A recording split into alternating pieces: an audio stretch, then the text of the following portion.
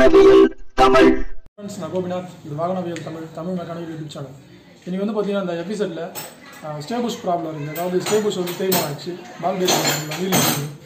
அதனால் என்ன ஆகும், அது எப்படி கண்டுபிடிக்கலாம், அது எப்படி கரெக்ட் பண்ணலாம், எப்படி சரி பண்ணலாம் சொல்லி பண்ணலாம். ஃபஸ்ட்டு ஸ்டேபுஷ் போயிடுச்சு என்ன ஆகுனா, வண்டியில் வந்து பேக் வீல் வந்து தனியாக அலைன்மெண்ட் இருக்கும். பேக் வீல் வந்து ஸ்டேவோட செட்டாக வந்து மூவ்மெண்ட் அதிகமாக இருக்கும், ஷேக் அதிகமாக இருக்கும். அதனால் வந்து ஒரு டேர்னிங் திரும்பும்போதோ இல்லை ஒரு ஸ்லோ பண்ணி மூவ் பண்ணும்போதோ வண்டி ஜெர்க்காக வர மாதிரி இருக்கும். நெக்ஸ்ட் வந்து நம்ம ஃபஸ்ட் கியர் போட்டு வண்டி மூவ் பண்ணும்போதே பார்த்தீங்கன்னா ஃபுட்டர்ஸில் நல்லா வைப்ரேஷன் தெரியும், கட்ட கட்ட கடை இடிக்கிற மாதிரி வைப்ரேஷன் இருக்கும். இதெல்லாம் வந்து ஸ்டேபுஷ் போயிடுச்சு அந்த ப்ராப்ளம் வரும். இந்த எபிசோடில் பார்த்தீங்கன்னா ஸ்டேபுஷ் நல்லா ஸ்டேக் ஆக தெரியும் உங்களுக்கு. பார்த்தீங்கன்னா தெரியும் வீல் ஸ்டே மட்டும் தனியாக இருக்குது. இப்போ எப்படி கழட்டி எப்படி மாற்றுதுன்னு சொல்லிட்டு பார்க்கலாம். ஃபஸ்ட்டு வண்டியோட சீட்டு ரெண்டு பக்கம் சைட் சீட்டில் ஊற்றுருங்க.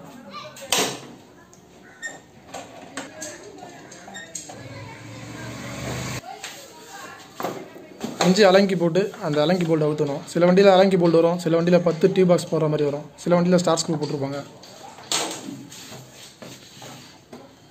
இந்த பக்கம் ஒரு சின்ன ஸ்டார் ஸ்க்ரூ வரும், அதையும் ரிமூவ் பண்ணுறீங்க.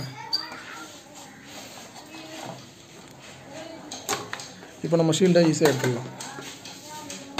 இதே மாதிரி ரைட் சைடு ஷீல்டு ஆகணும். இதுலேயும் அதே மாதிரி 5 நம்பர் அலங்கி அதை கழட்டி எடுத்துகிட்டு ஸ்டார் ஸ்க்ரூ போட்டு அந்த சின்ன ஸ்க்ரூவே அவுத்துருங்க ஸ்க்ரூ ட்ரைவரில். அடுத்து நம்ம ஷீல்டை ஈஸியாக வெளியே எடுத்துடலாம். இப்போ நம்ம அடுத்து வீல் மேட்டை கழட்டணும். வீல் மேலே இருக்க மட்கார்டு அந்த ஃபுல் செட்டை அப்படியே கழட்டி வெளியே எடுத்துடணும். அதில் பார்த்தீங்கன்னா சைடில் 10 சைஸ் போல்டு வரும், 8 சைஸ் போல்டு வரும். அதெல்லாம் லூஸ் பண்ணி எடுத்துகிட்டு அந்த வீல் மட்கார்டு அப்படியே ஃபுல்லாக எடுத்துடலாம். இந்த இடத்துல ஒரு 10 சைஸ் போல்டு வரும், அதையும் கழட்டணும். இப்போ இந்த பக்கம் பார்த்தீங்கன்னா செயின் கவர் பக்கத்தில் ஒரு 10 டீ பாக்ஸ் போல்டு 2 இருக்கும், அதையும் கழட்டி எடுத்துடணும்.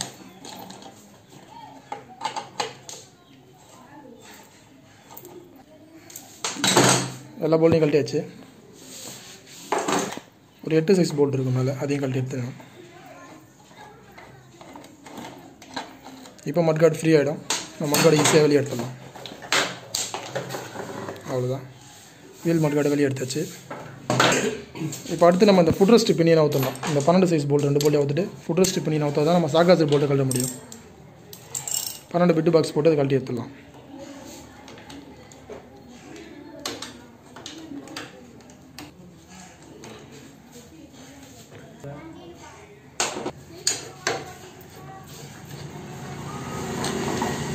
ஃபுட் ரெஸ்ட் பின்னியை கழட்டிட்டோம். இப்போ அடுத்து வீல் போல்ட்டெல்லாம் லூஸ் பண்ணி வீலை கழட்டி எடுத்துடலாம். ஃபஸ்ட்டு பிரேக் கேபிளை கழட்டி விட்ருங்க. அதாவது பிரேக் அட்ஜஸ்ட்மெண்ட் ராடு இருக்குல்ல, அதை கழட்டி விட்டுணும்.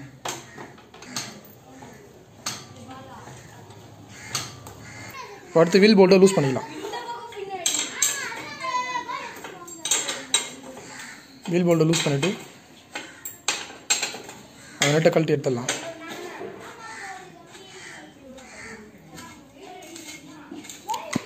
வீல் நெட்டை கழட்டி எடுத்துகிட்டு ட்ரம்லாக் போல்டு, அதாவது பிரேக் ட்ரம்லாக் போல்ட்டை கழட்டி எடுத்துடலாம். 14 ரிங்ஸ் போட்டு 12 ரிங்ஸ் போட்டு அந்த ட்ரம்லாக் போல்ட்டை கழட்டி எடுத்துருங்க. பஜாஜ் வண்டியில் 14 வரும், ஹீரோ ஹோண்டா, யமஹா அது மாதிரி வண்டிலாம் வந்து பார்த்திங்கன்னா 12 வரும், சில இதில் 14 வரும். போல்ட்டை மாற்றிருப்பாங்க வச்சா. ட்ரம்லாக் கழட்டி எடுத்துகிட்டு அடுத்து நம்ம ஸ்டே போல்ட்டையும் சாகாசர் போல்ட்டையும் லூஸ் பண்ணிடணும். ஏன்னா வீலை கழட்டிலாம் லூஸ் பண்ண முடியாது. ஸ்டே போல்ட்டையும் சாகாசர் போல்ட்டையும் லூஸ் பண்ணிடணும். ஃபஸ்ட்டு அது வந்து பார்த்திங்கன்னா 17 பிட்டு போட்டு இந்த ஸ்டேவோட போல்டு இந்த போல்டு லூஸ் பண்ணணும். அடுத்து சாகாசர் போல்டு இந்த போல்டு ரெண்டுத்தையும் லூஸ் பண்ணிடணும். நம்ம லூஸ் பண்ணிவிட்டு வச்சு வீலை கழட்டினா நம்ம ஈஸியாக இருக்கும் கழட்டுறதுக்கு. ஸ்டே போல்டு லூஸ் பண்ணி வச்சு ஸ்டே நெட்டை கழட்டி எடுத்துட்டோம். அடுத்து சாகாசர் நெட்டை லூஸ் பண்ணணும்.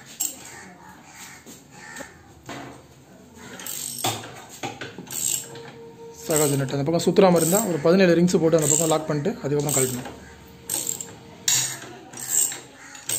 இப்போ நம்ம வீலை உருவி எடுத்துடலாம். வீலை உருவி எடுத்துகிட்டு அதுக்கப்புறம் ஸ்டேவை கழட்டி எடுத்துருவோம். வீல் போட்டு தட்டி எடுப்போம்.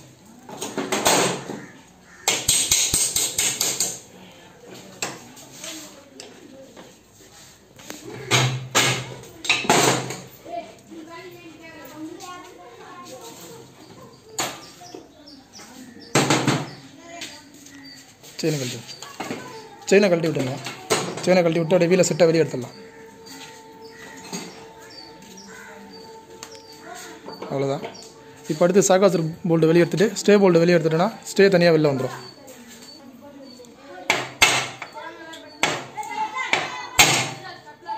இந்த சாகாசர் போல்ட்டு பார்த்தீங்கன்னா ஃபுல்லாக ஜாம் ஆகிருக்கு. அதனால் மேலே WD-40 ஸ்ப்ரே அடித்து கொஞ்ச நேரம் ஊற வைக்கணும், இல்லைனா வெளில வராது. இப்போ பார்த்தோன்னா இந்த போல்ட் வந்து ரொம்ப துரு பிடிச்சி ஜாம் ஆகிருக்கு. இதில் ஸ்ப்ரே போட்டும் வெளில வரல. இப்போ நம்ம அதுக்கு ஆல்டர்னேட் என்ன பண்ணோன்னா, இப்போது சாகாசரோட அடுத்த எண்டு அதாவது மேலே கழட்டிடலாம். இந்த போல்ட் வந்து துரு பிடிக்க சான்ஸ் இல்லை, ஏன்னா அதில் வந்து அவ்வளோவா மண் சேர்லாம் அடிக்காது. கீழே தான் வந்து மண் சேர்லாம் துரு பிடிச்சிருக்கோம். நம்ம மேலே இருக்க போல்ட்டை கழட்டி சாகாசரை வெளியே எடுத்துடலாம். மேல் போல்ட்டை கழட்டிடலாம். அதை நட்டு லூஸ் பண்ணிட்டு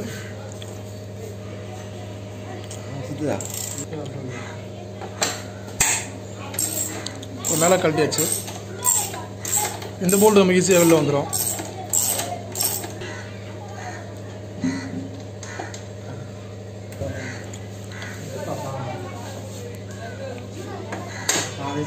இப்போ பார்த்தீங்கன்னா இந்த போல்ட்டு ஃப்ரீயாக வெளில வந்துச்சு.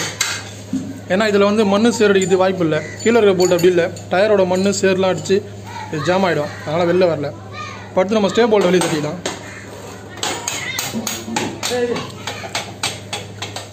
ஸ்டே போல்ட்டை வெளியே எடுத்துடலாம். இப்போது ஸ்டேவை வெளியே எடுத்துடுவோம். சாகாசரோட செட்டாக வெளில வந்துடும். அப்படியே செயினுக்குள்ளே இருக்க ஸ்டேவை வெளியே வாங்கி ஸ்டேவை வெளியே எடுத்துடலாம். இதான் வந்து ஸ்டே. Yamaha FZ ஃபேஸர் எல்லாமே இது மாதிரி தான் இருக்கும். சைடில் 2 கப்பு வரும். இந்த கப்பு தான். அடுத்து பார்த்திங்கன்னா உள்ளே வந்து ஒரு பெரிய ராடு ஒன்று இருக்கும். காலர் கட்டி வெளியே எடுப்பாங்க.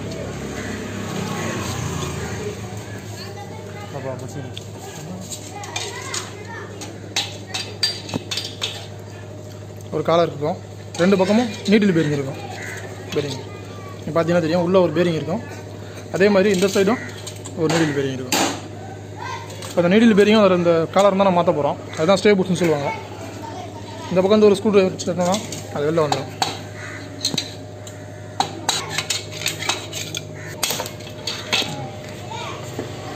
இதுதான் அந்த ஸ்டேபுஷ் பேரிங்கு, நீடில் பேரிங்கு. இதே மாதிரி ஆப்போசிட் சைட்லையும் தட்டி எடுத்துடணும். வெளியே வந்துடுச்சு. இந்த 2 பேரிங் தான் மாற்ற போகிறோம். இந்த 2 பேரிங்கும் அடுத்து இந்த காலர் தான் மாற்ற போகிறோம். இப்போ பார்த்தீங்கன்னா வண்டிக்குள்ளே எப்படி இருக்குன்னா, இந்த பேரிங் இந்த மாதிரி சீட்டிங் ஆகும். அதே மாதிரி இந்த எண்டில் இந்த பேரிங் சீட்டிங் ஆகிடும். இப்படி தான் ஓடிட்டுருக்கோம். ஸ்டேவோட மூவ்மெண்ட்டுக்கு ஏற்ற மாதிரி இது இப்படி மூவ்மெண்ட் ஆகும். இப்போ இந்த பேரிங் போயிடுச்சுன்னா இந்த மாதிரி ஷேக் வந்துடும். ஷேக் வந்துச்சுன்னா நமக்கு ஸ்டே மட்டும் தனியாக ஆடும். இந்த பேரிங் ஓவர் ஷேக் இருக்குது. இந்த பேரிங்கு அந்தளவுக்கு ஷேக் இல்லை. ஆனால் நம்ம வந்து 2த்தையும் செட்டாக தான் மாற்றி ஆகணும். ஏன்னா இதுவும் தான் போயிட்டுருக்கோம். இது மட்டும் மாற்ற முடியாது. இந்த பேரிங்கை மாற்றணும், இந்த காலரை மாற்றணும். காலர் பார்த்தாலும் தெரியும் உங்களுக்கு ஃபுல்லாக துருப்பிடிச்சு டேமேஜ் இருக்குது. இந்த காலர் இந்த பேரிங், இந்த 2 பேரிங் மாற்றி ஆகணும். இதுதான் ஸ்டேபுஷ் மாற்றணும்னு சொல்லுவாங்க. அது எப்படின்னு சொல்லிட்டு பார்க்கலாம். ஃப்ரெண்ட்ஸ், நம்ம இந்த ஸ்டேபுஷ் வாங்கிட்டோம். இதுதான் நீடில் பேரிங்கு. 2 பேரிங் ஒரு கவரில் வரும். பார்த்தீங்கன்னா ஒரு 500 ரூபா கிட்ட வரும் ரேட்டு. இது அந்த காலரு ஷாப்ட்டு ஒரு 150 ரூபா வரும். இது 2 தான் மாற்ற போகிறோம். ஃபஸ்ட்டு நம்ம இந்த ஸ்டேயில் கிரீஸ் போட்டுக்கலாம். கிரீஸ் போட்டு நீடில் பேரிங்கை பிரிச்சுப்போம். இதுதான் புது நீடில் பேரிங்கு. 2 பேரிங்கை மாற்ற போகிறோம். கிரீஸ் போட்டுக்கலாம்.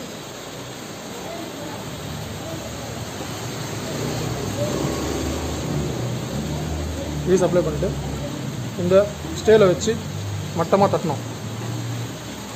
ரொம்ப முரட்டுத்தனமாக தட்டக்கூடாது. சாஃப்டாக மட்டமாக தட்டி உள்ளடையும்.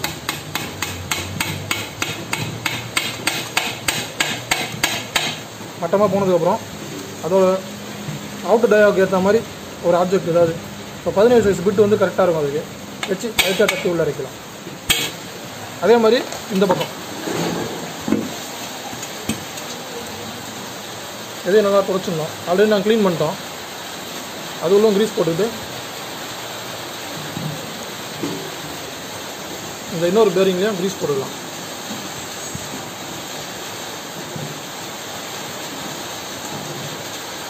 இது செம மழை பெய்யுது, நல்லா சவுண்டு சரியாக கேட்கல.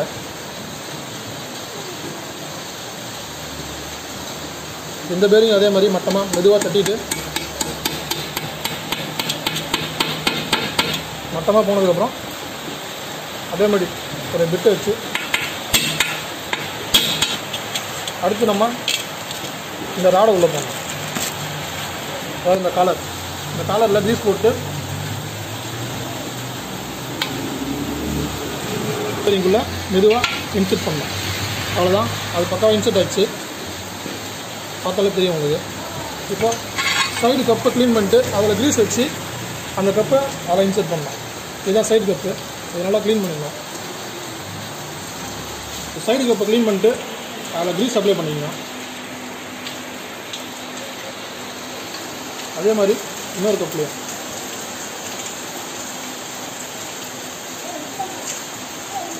அப்ளை பண்ணிட்டு இது சைடில் இதில் ஃபிக்ஸ் பண்ணிக்கணும்.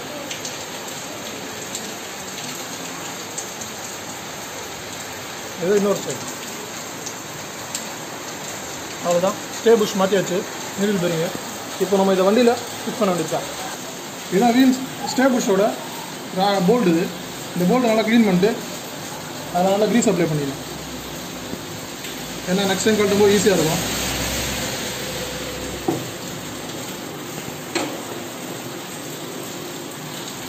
இப்போ ஸ்டேவை பார்த்தீங்கன்னா செயினை உள்ளே விட்டு வாங்கி லெவல் பண்ணிக்கலாம். இப்போ ஸ்டேவை சேஸோட கரெக்டாக எடுத்து போய்ட்டு சீட்டிங் பண்ணணும். அந்த சைடு கப்பு கீழே விழக்கூடாது. மெதுவாக எடுத்து போய்ட்டு சீட்டிங் பண்ணிட்டு கொஞ்சம் படிப்போம். இப்போ கரெக்டாக நம்ம ஸ்டே போல்டை உள்ளே தள்ளிடலாம். பார்த்தீங்கன்னா தெரியும். அந்த பக்கம் ஷிஃப்ட் பண்ணு. அவ்வளோதான், ஸ்டே சீட்டிங் ஆகிடுச்சு. இந்த பக்கம் பார்த்தா தெரியும் ஸ்டே போல்டு வெளில வந்துடுச்சு. இப்போ ஸ்டே போல்டில் நெட்டை போட்டு டைட் பண்ணிக்கலாம். ஃபுல் டைட் பண்ணக்கூடாது, சும்மா கை தட்டி ஏற்றி வைக்கணும். மேலே சாகாசர் போல்ட்டை போட்டு அதுக்கப்புறம் ரெண்டுத்தையும் ஒரே நேரத்தில் டைட் பண்ணிடணும். சாகாசர் போட்டு நல்லா தொடச்சிட்டு அதில் க்ரீஸ் போட்டுங்க. இல்லைனா முதல்ல கீழே ஜாம் ஆன மாதிரி மேலேயும் ஜாம் ஆகிடும். ஏன்னா இதுக்கப்புறம் இதை வருஷ கணக்காக கழட்டுறதுக்கு க்ரீஸ் போட்டு மாட்டோம்னா நெக்ஸ்ட் டைம் கட்டும் போது ஈஸியாக இருக்கும். சாகாசர் ப்ராக்கெட்டில் கரெக்டாக உட்கார வச்சு அதோட போல்ட்டை அதில் ஃபிக்ஸ் பண்ணணும். அவ்வளோ ஓகே, முடிஞ்சிச்சு. இப்போ நம்ம ஸ்டே போல்ட்டையும் டைட் பண்ணிக்கலாம், சாகாசர் போல்ட்டையும் ஒரு இடத்துல டைட் பண்ணிக்கலாம். ஸ்டே போல்ட் டைட் பண்ணலாம். சாகாசர் நெட்டை போட்டாச்சு.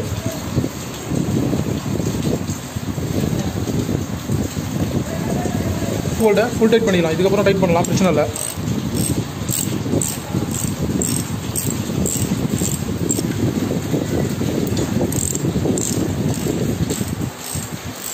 இப்போ நம்ம ஸ்டேவும் சாகாசர் டைட் பண்ணியாச்சு.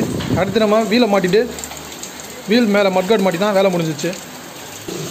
இப்போ நம்ம சாகாசர் கீழ் பக்க போல்ட்டையும் டைட் பண்ணிக்கணும். ஏன்னா நம்ம ஆல்ரெடி லூஸ் பண்ணியிருக்கோம். அது கழண்டுன்னு சொல்லிட்டு அதை விட்டக்கூடாது. அது வேகமாக டைட் பண்ணிட்டேன்.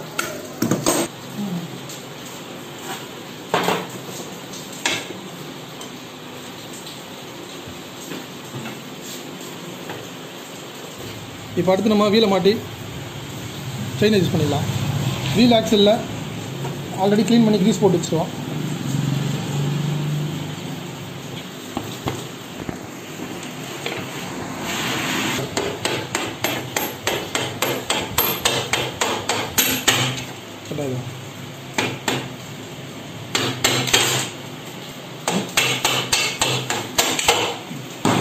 பிரேக் ட்ரம் லாக்லாம் போட்டு டைட் பண்ணிடலாம்.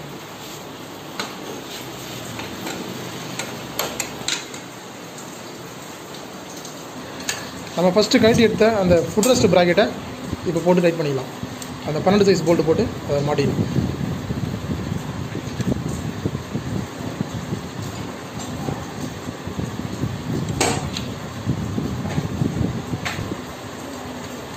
பன்னெண்டு டியூப் பாக்ஸ் இல்லைனா 12 ரிங்ஸ் போட்டு ஃபுல் டைட் பண்ணிக்கலாம். அடுத்து பிரேக் ராடு ஃபிக்ஸ் பண்ணிக்கலாம்.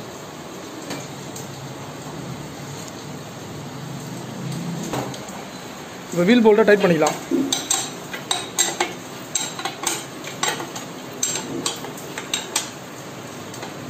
வீல் போல்ட்டெல்லாம் ஃபுல் டைட் பண்ணிக்கணும். ஃபுல் டைட் பண்ணி முடிச்சுட்டு மட்கார்டை ஃபிக்ஸ் பண்ணால் வேலை முடிஞ்சிச்சு.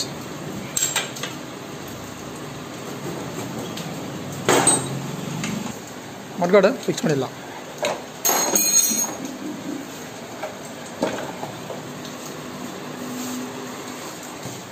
மட்கார்டில் நம்ம கழட்டி எடுத்த அந்த ஒரு 8M போல்ட்டு, இந்த பக்கம் 2 10M போல்ட்டு, அது மூணுத்தையும் மாட்டிடணும்.